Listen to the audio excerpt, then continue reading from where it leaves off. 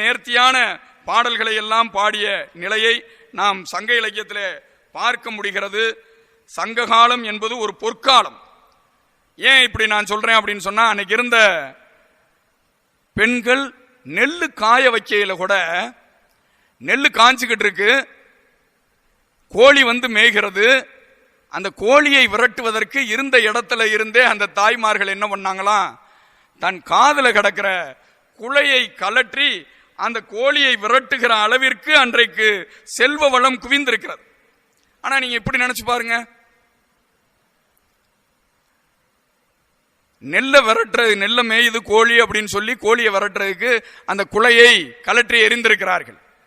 ஆனா என்ன நினைச்சிருக்கலாம், எவ்வளவு நெல்லை மேய்ஞ்சிட போகுது, அது வாட்டுக்கு மேய்ஞ்சிட்டு போகட்டுமே அப்படின்னு நினைச்சு அந்த கோழியை விட்டுருக்கலாம். ஆனா எதற்கு இந்த பாடலை அவர்கள் பாடினார்கள்னு சொன்னா, அன்றைக்கு எல்லா விதமான திணை வளங்களும் தானிய வளங்களும் அன்றைக்கு சங்க காலத்திலே குவிந்து கிடந்தது, கொட்டி கிடந்தது என்பதனை உணர்த்துவதற்காக.